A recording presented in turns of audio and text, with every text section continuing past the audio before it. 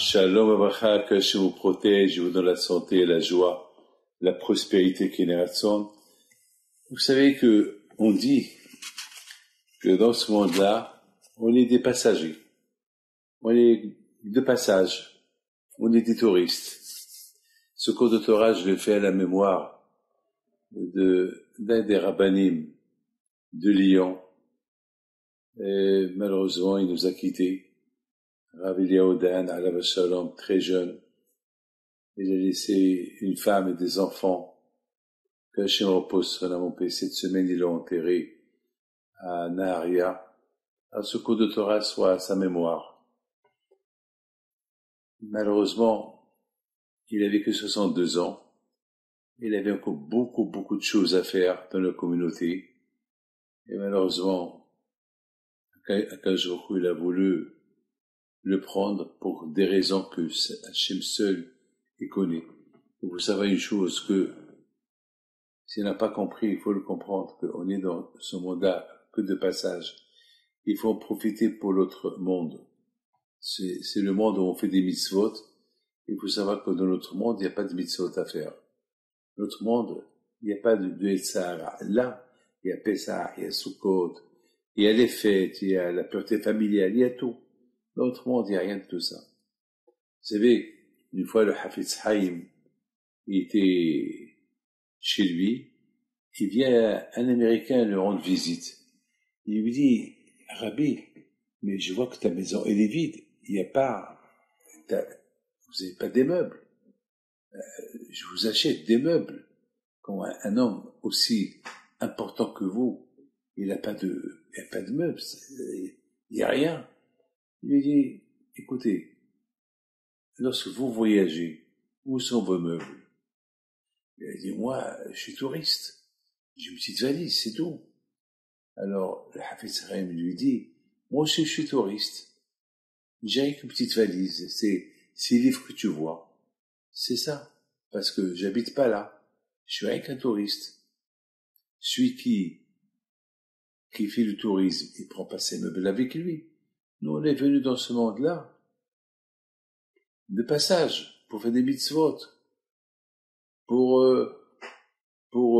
étudier la Torah, faire des mitzvot. Et après 120 ans, on va trouver notre maison prête, meublée et tout dans notre monde après 120 ans. Donc, on n'est pas éternel. Et d'ailleurs, il y a un grand tzaddik, Rabbi Bonem, il compare ce que je viens de vous dire à quelque chose de magnifique. C'est comme quelqu'un qui va à une foire. Vous savez, dans la foire, il y a des affaires. On achète. Il y a beaucoup de gens ils ratent pas les foires. Pourquoi? Parce que dans les foires, il y a toutes sortes de business à faire.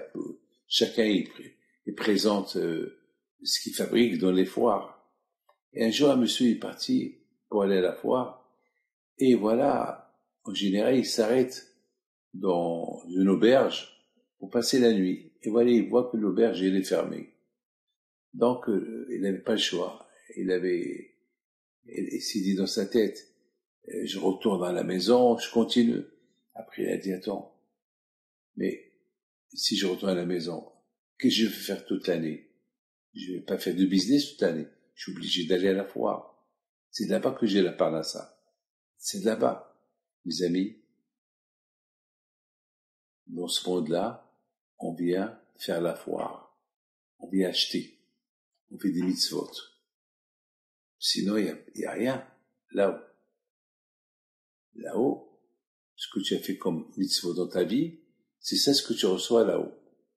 C'est tout. Donc, alav shalom Rav Eliyahu Dan, je le connais depuis l'âge de 17 à 18 ans. Il est venu à la maison de Rabbi Haim Pinto. Notre Rabbi Meir et Rabbi Raphaël Pinto sont morts.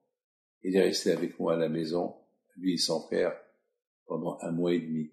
Après, il a surveillé la maison de Rabbi Haim Pinto. Après, à l'âge de 19 ans, je l'ai pris à la yeshiva en Angleterre. Il a étudié la Torah. Après, on a ouvert la yeshiva à Lyon. Je l'ai amené. Il s'est marié, Baruch Hashem, avec une cousine de ma femme, Sylvie. que le bon Dieu lui donne le soulagement pour son mari, Alav Shalom.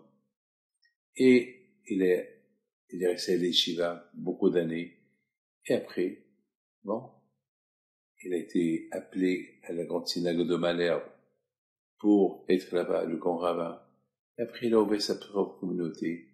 Et malheureusement, la maladie, elle a attrapé.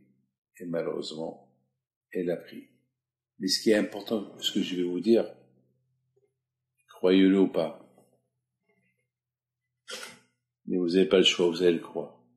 Je vais vous montrer une photo.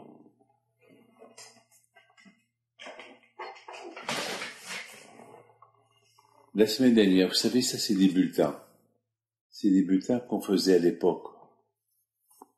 Alors, on les faisait avec M. Halimi. Et dans ce bulletin, vous voyez ici, il y a la photo de Rabbi Yehuda.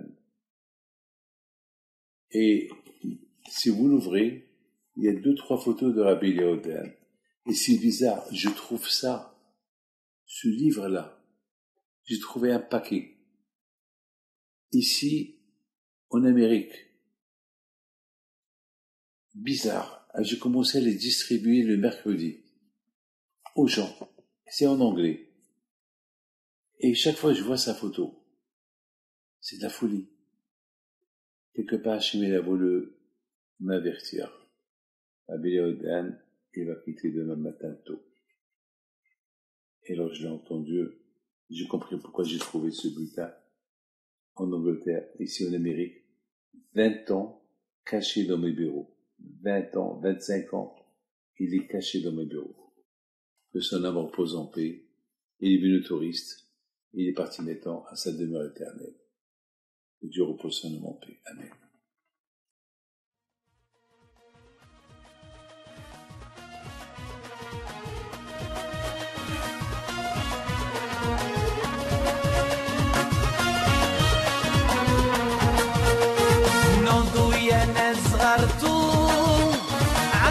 حيم بنتو وقف لنا زي خوتو يا وز خوتو